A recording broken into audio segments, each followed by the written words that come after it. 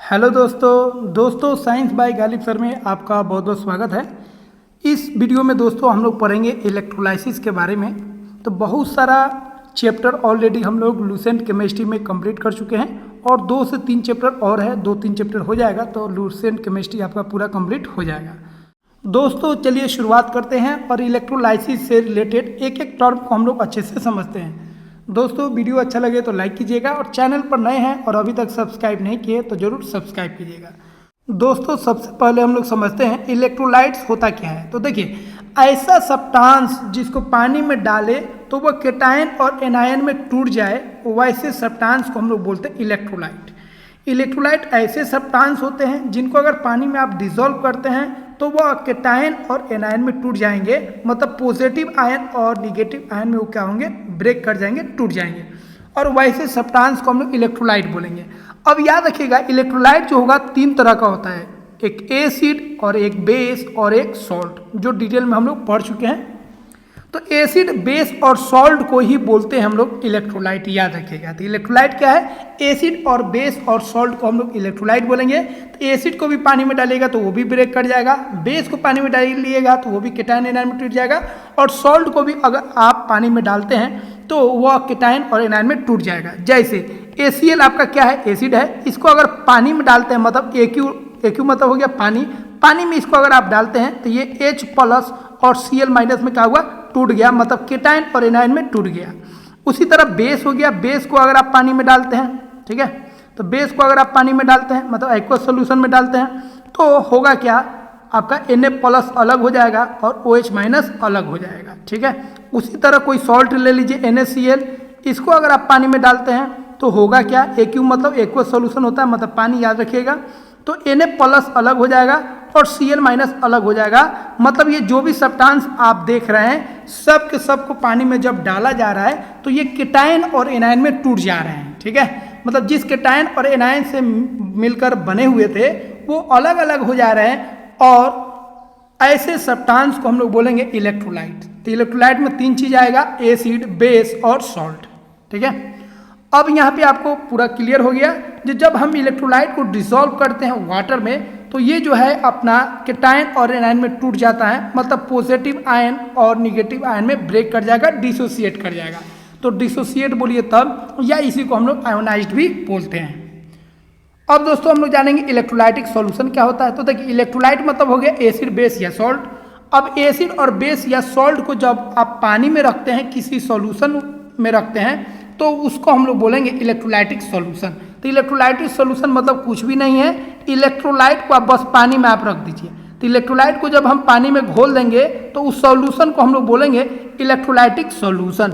जैसे copper sulphate को हम पानी में डाल दिए, ठीक है, तो ये जो सॉल्यूशन हुआ इसको हम लोग क्या बोलेंगे, कॉपर सल्फेट सॉल्यूशन, मतलब यह एक तरह का इलेक्ट्रोलाइटिक सॉल्यूशन हो गया, ठीक है। या सॉल्ट को आप डाल दीजिए पानी में तो ये आपका क्या हो गया, एक तरह का क्या हो गया, आपका इलेक्ट्रोलाइटिक सॉल्यूशन हो गया। तो इलेक्ट्रोलाइटिक सॉल्यूशन कुछ भी नहीं है, इलेक्ट्रोलाइटिक सॉल्यूशन का मतलब ही होता है कि आप इलेक्ट्रोलाइट को पानी में डाल दीजिए, इलेक्ट्रोलाइट का सॉल्यूशन बना दिए तो उसको हम लोग इलेक्ट्रोलाइटिक सॉल्यूशन बोलते हैं। अब आपको ध्यान रखना है, या तो आप इलेक्ट्रोलाइट को पानी में डाल दीजिए या आप इलेक्ट्रोलाइट को क्या कीजिए, उसको पिघला दीजिए, मतलब फ्यूज फॉर्म में रखिए, ठीक है। तो अगर आप इलेक्ट्रोलाइट को मोल्टेन स्टेट में रखते हैं तब, या उसको सॉल्यूशन में रखते हैं तब, दोनों केस में इलेक्ट्रोलाइट जो होगा गुड कंडक्टर होगा। तो याद रखिएगा दोस्तों, इलेक्ट्रोलाइट जो होता है बैड कंडक्टर होगा। इलेक्ट्रोलाइट क्या होगा, बैड कंडक्टर। तो इलेक्ट्रोलाइट बैड कंडक्टर कब होगा, मतलब इससे इलेक्ट्रिसिटी पास नहीं करे, कब, जब यह सॉलिड स्टेट में होगा तब। तो इलेक्ट्रोलाइट जब सॉलिड स्टेट पे रहेगा तो ये बैड कंडक्टर होगा, लेकिन जैसे ही आप इसको थोड़ा पिघला दीजिएगा, गर्म कर दीजिएगा, पिघला दीजिएगा, या आप इसको अगर पानी में रख दीजिएगा तो यह क्या हो जाएगा, गुड कंडक्टर हो जाएगा, याद रखिएगा, ठीक है। तो जितना भी इलेक्ट्रोलाइट होता है वो बैड कंडक्टर होगा सॉलिड फॉर्म में, लेकिन अगर वो लिक्विड फॉर्म में है, मतलब सॉल्यूशन के फॉर्म में है, या मोल्टेन स्टेट में है, तो वो क्या होगा, वो आपका गुड कंडक्टर होगा, किसका, इलेक्ट्रिसिटी का। दोस्तों अब हम लोग समझते हैं नॉन इलेक्ट्रोलाइट। तो देखिए इलेक्ट्रोलाइट समझ गया, जो पानी में अगर डिसॉल्व करते हैं, वाटर में डिसॉल्व करते हैं तो केटायन और एनायन में टूट जाते हैं। बहुत सारे ऐसे भी सब्सटेंस है दोस्तों जिसको आप पानी में डिसॉल्व कीजिएगा तो घुल तो जाएंगे लेकिन वो कैटायन और एनायन में नहीं टूटेंगे, और वैसे सब्सटेंस को हम लोग बोलते हैं दोस्तों नॉन इलेक्ट्रोलाइट। मतलब नॉन इलेक्ट्रोलाइट को आप घोलिएगा तो घुल तो जाएंगे लेकिन वो कैटायन और एनायन में नहीं टूटेंगे, और वैसे सब्सटेंस को हम लोग बोलते हैं नॉन इलेक्ट्रोलाइट। मतलब जब वो कैटायन एनायन में टूटे ही नहीं तो उनको अगर आप घोल भी देते हैं तो उसका जो सॉल्यूशन है उससे करंट पास नहीं करेगा। मतलब नॉन इलेक्ट्रोलाइट का जो सॉल्यूशन है, मतलब नॉन इलेक्ट्रोलाइट को जब पानी में आप रखिएगा तो उससे इलेक्ट्रिसिटी पास नहीं करेगा। ठीक है, तो याद रखिएगा नॉन इलेक्ट्रोलाइटिक सॉल्यूशन जो होता है बैड कंडक्टर होता है। अब एग्जांपल देख लीजिए, जैसे चीनी को आप घोलिए या ग्लूकोज को पानी में घोलिए या यूरिया को पानी में घोलिए या बेंजीन को अगर आप पानी में घोलते हैं तो ये सब के सब नहीं टूटेंगे। शुगर का फॉर्मूला जानते ही होंगे C12H22O11, ग्लूकोज का फॉर्मूला C6H12O6, यूरिया का फॉर्मूला NH2CONH2, बेंजीन का फॉर्मूला C6H6। इसको जब भी दोस्तों आप पानी में डिसॉल्व करिएगा तो ये ब्रेक नहीं होगा, ये कैटायन और एनायन में नहीं टूटेगा, पॉजिटिव आयन और निगेटिव आयन में नहीं टूटेगा। इसका मतलब है ये आपका इलेक्ट्रोलाइट नहीं है, ये क्या है नॉन इलेक्ट्रोलाइट, क्योंकि इलेक्ट्रोलाइट का सिंपल मतलब होता है जो कैटायन और एनायन में टूट जाए। ठीक है, जैसे देखिए यहाँ पे शुगर को घोले हैं तो कोई कैटायन एनायन नहीं टूटा है, जो जिस तरह है उसी तरह है। लेकिन यहाँ पे देखिए जैसे ही सॉल्ट को मतलब NaCl को हम लोग घोले हैं तो ये Na+ अलग हो गया और Cl- अलग हो गया, मतलब ये क्या है आपका इलेक्ट्रोलाइट है, लेकिन ये इलेक्ट्रोलाइट नहीं है। और जो इलेक्ट्रोलाइट होगा उसे करंट पास होगा, मतलब ये इलेक्ट्रिसिटी का कंडक्टर होगा, जबकि जो नॉन इलेक्ट्रोलाइट होगा उससे करंट पास नहीं करेगा, वो बैड कंडक्टर होगा। तो यहाँ पे दोस्तों हम लोग क्लियर जान गए इलेक्ट्रोलाइट क्या होता है, नॉन इलेक्ट्रोलाइट क्या होता है। तो जो पानी में डालने पर पूरी टूट जाए कैटायन एनायन में, उसको इलेक्ट्रोलाइट बोलेंगे, और जो ब्रेक नहीं करे उसको हम लोग क्या बोलेंगे, नॉन इलेक्ट्रोलाइट बोलेंगे। अब दोस्तों हम लोग बात करते हैं स्ट्रॉन्ग और वीक इलेक्ट्रोलाइट। ठीक है, तो देखिए स्ट्रॉन्ग और वीक इलेक्ट्रोलाइट क्या होता है। स्ट्रॉन्ग इलेक्ट्रोलाइट का मतलब होता है दोस्तों ऐसा इलेक्ट्रोलाइट जिसको पानी में डाले तो पूरी वो टूट जाए। मतलब 100 अगर हम इलेक्ट्रोलाइट को पानी में डाल रहे हैं तो 100 के 100 कैटायन और एनायन में टूट जा रहा है, तो वैसे इलेक्ट्रोलाइट को दोस्तों हम लोग स्ट्रॉन्ग इलेक्ट्रोलाइट बोलते हैं। जैसे 100 HCl को अगर आप पानी में डालते हैं तो यह 100 H+ बनाएगा और 100 के 100 Cl- बनाएगा। मतलब जितना आप डालिए एसिड में, जितना अमाउंट लीजिए, सब के सब अगर कैटायन और एनायन में टूट जा रहा है, ब्रेक कर जा रहा है, डिसोसिएट कर जा रहा है, तो दोस्तों वैसे इलेक्ट्रोलाइट को हम लोग स्ट्रॉन्ग इलेक्ट्रोलाइट बोलते हैं। और वैसे इलेक्ट्रोलाइट जिसको पानी में आप डिसॉल्व करते हैं तो वो पूरी कैटायन और एनायन में नहीं टूटते हैं, कुछ ही कैटायन में और एनायन में टूटते हैं और कुछ वैसे के वैसे रह जाते हैं, उसको बोलेंगे वीक इलेक्ट्रोलाइट। जैसे एसिडिक एसिड को दोस्तों अगर आप पानी में डिसॉल्व करते हैं, मान लीजिए 100 लिए तो 60 जो है टूट गया दोस्तों, 60 इलेक्ट्रोलाइट जो है मतलब एसिडिक एसिड ये टूट गया। ठीक है, और 40 बाकी रह गया, 40 आपका एसिडिक एसिड वैसा ही रह गया, तो ऐसे इलेक्ट्रोलाइट को दोस्तों वीक इलेक्ट्रोलाइट बोलते हैं। तो इसको दोस्तों जब एसिड बेस सॉल्ट हम लोग पढ़ेंगे, पहले भी पढ़ा चुके हैं, फिर से उसको बता देंगे, तो वहाँ पे हम लोग डिटेल में आपको बताएंगे स्ट्रॉन्ग एसिड कौन है, स्ट्रॉन्ग बेस कौन है, स्ट्रॉन्ग सॉल्ट कौन है और वीक सॉल्ट कौन है, वहाँ पे हम लोग डिटेल में जानेंगे। यहाँ पे कुछ हम लोग जान लेते हैं, जैसे वहाँ पे आपको एग्जैक्ट बता देंगे क्या क्या याद रखना है। जैसे KCl हो गया, potassium chloride, hydrochloric acid, sodium hydroxide, ये सब क्या हो गया, स्ट्रॉन्ग हो गया। वीक वाला याद रखिएगा तो ज़्यादा अच्छा रहेगा, क्योंकि वीक का संख्या कम है। एसिटिक एसिड हो गया, कार्बनिक एसिड हो गया, ठीक है, साइनिक एसिड हो गया, जिंक क्लोराइड हो गया, अमोनियम हाइड्रोक्साइड हो गया, हाइड्रोफ्लोरिक एसिड हो गया, फॉर्मिक एसिड हो गया, फॉस्फोरिक एसिड हो गया। ठीक है, ये सब के सब दोस्तों क्या होता है, वीक होता है। तो वीक याद रखिएगा, बाकी जो बच जाएगा उसको स्ट्रॉन्ग मान लीजिएगा। ठीक है,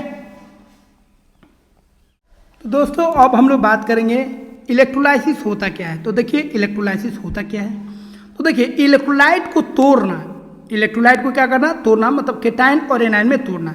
तो इलेक्ट्रोलाइट को कैटायन और एनायन में तोड़ना और उसको इलेक्ट्रोड पर जमा करना, इस प्रोसेस को हम लोग बोलते हैं इलेक्ट्रोलाइसिस। ठीक है, ये आपको अभी समझ में नहीं आएगा, आगे जब बढ़ेंगे तब आपको समझ में आ जाएगा। ठीक है, द डीकम्पोजिशन मतलब कैटायन और एनायन में इलेक्ट्रोलाइट को तोड़ देना है। जैसे HCl को आप तोड़ दिए H+ और Cl- में। तो इलेक्ट्रोलाइसिस का मतलब होता है किसी इलेक्ट्रोलाइट को कैटायन और एनायन में तोड़ना और उसको अपोजिट इलेक्ट्रोड तक पहुंचाना, अपोजिट इलेक्ट्रोड पर पहुंचाना। मतलब इसको हम लोग पहुंचा दिए एनोड पर, एनोड प्लस होता है, और इसको हम लोग पहुंचा दिए कैथोड पर, ठीक है, क्योंकि कैथोड माइनस होता है। और इसी प्रोसेस को हम लोग बोलते हैं इलेक्ट्रोलाइसिस। तो ये कब होगा? जब हम करंट पास करेंगे तब। तो जब हम इलेक्ट्रोलाइटिक सॉल्यूशन से जब हम करंट पास करते हैं तो इलेक्ट्रोलाइट जो है वो कैटायन और एनायन में टूट जाता है और वो फिर अपने अपोजिट इलेक्ट्रोड के पास चला जाता है, अट्रैक्ट हो जाता है। मतलब कैटायन जो है वो कैथोड के पास चला जाता है और एनायन जो है वो एनोड के पास चला जाता है, और इसी प्रक्रिया को हम लोग बोलते हैं इलेक्ट्रोलाइसिस। तो इलेक्ट्रोलाइसिस का मतलब हो गया इलेक्ट्रोलाइट को तोड़ना, ठीक है, और उसको अपोजिट इलेक्ट्रोड पर जमा करना। किसके मदद से? कब? जब उसे करंट हम पास कराएंगे तब, ठीक है। और इसी प्रोसेस को हम लोग इलेक्ट्रोलाइसिस बोलते हैं। अब इलेक्ट्रोलाइसिस को समझने के लिए कुछ टर्म को हम लोग समझ लेते हैं। अब देखिए इलेक्ट्रोलाइटिक सेल क्या होता है। तो इलेक्ट्रोलाइसिस जिस बर्तन में हम करा रहे हैं, इस बर्तन को हम लोग बोलेंगे, क्या बोलेंगे? Electrolytic cell. तो ये आपका क्या होगा? ये जो बर्तन आप देख रहे हैं, किस बर्तन में एक दो रॉड है आपका, एक कैथोड और एक एनोड, और यहाँ पे बैटरी लगा हुआ है। पूरे सिस्टम को हम लोग बोलेंगे, क्या बोलेंगे? इलेक्ट्रोलाइटिक सेल बोलेंगे। तो ये एक वेसल होता है जिसमें हम लोग इलेक्ट्रोलाइसिस कराते हैं। इसमें दो रॉड होता है जिसको इलेक्ट्रोड बोलते हैं, एक कैथोड और एक होता है एनोड, और इस दोनों को हम लोग बैटरी से क्या करते हैं? जोड़ देते हैं, ठीक है। अब देखिए इलेक्ट्रोलाइसिस में दोस्तों हम लोग इलेक्ट्रिकल एनर्जी सप्लाई करके हम लोग किस एनर्जी में बदलते हैं? केमिकल एनर्जी में बदलते हैं। तो याद रखिएगा इलेक्ट्रोलाइसिस में हम लोग इलेक्ट्रिकल एनर्जी प्रोवाइड करके उसको हम लोग सब्सटेंस को किस में बदलना है? केमिकल एनर्जी में बदलना है। तो इलेक्ट्रिकल एनर्जी बदल रहा है किस में? केमिकल एनर्जी में। किस प्रोसेस में? तो इलेक्ट्रोलाइसिस में, ठीक है।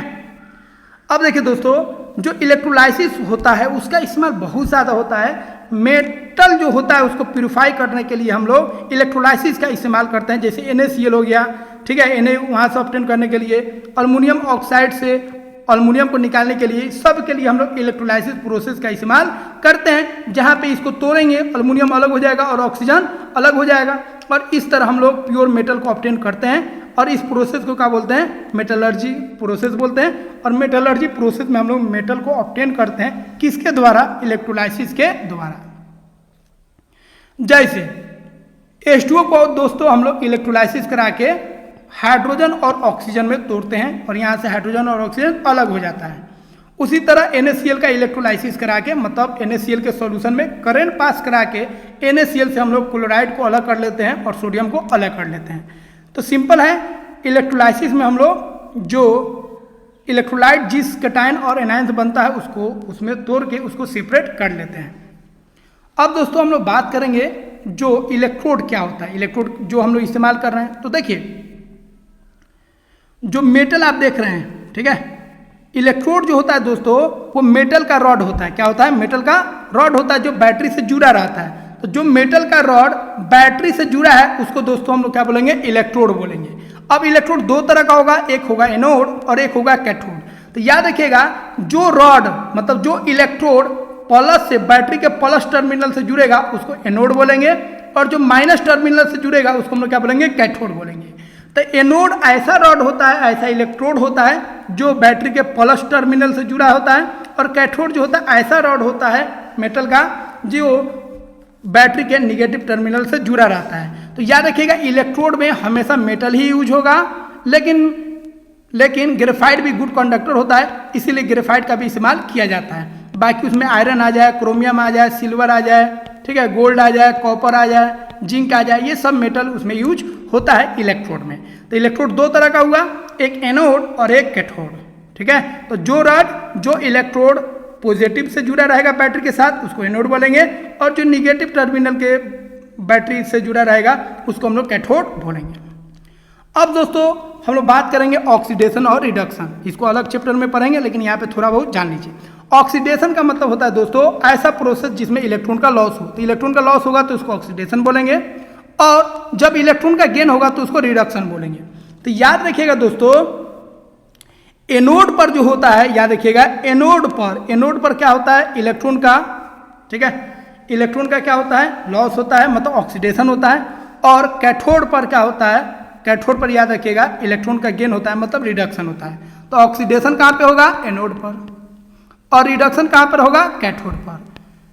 ठीक है, ऑक्सीडेशन मतलब इलेक्ट्रॉन का लॉस होना और रिडक्शन मतलब इलेक्ट्रॉन का गेन होना। जैसे सोडियम, जो मान लीजिए मैग्नीशियम है, ये 2 इलेक्ट्रॉन को लॉस किया, तो यहाँ पे मैग्नीशियम का क्या हुआ? मैग्नीशियम के यहाँ पे ऑक्सीडेशन हो गया।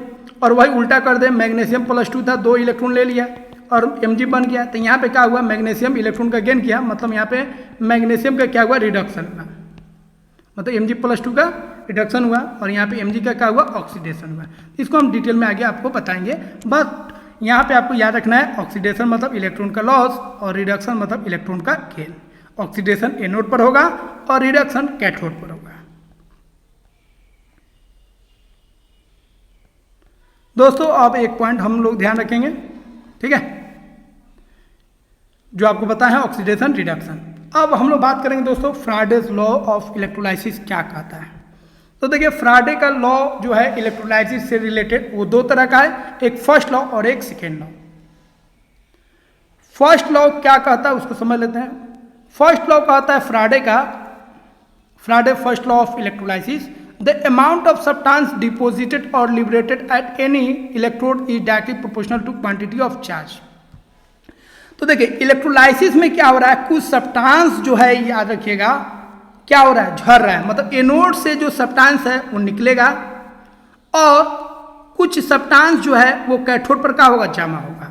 तो इलेक्ट्रोलाइसिस में 2 काम हो रहा है, कुछ सब्सटेंस जो है एनोड से झड़ेगा और कुछ सब्सटेंस जो है इलेक्ट्रोड जो कैथोड जो है उस पर क्या होगा? जमा होगा।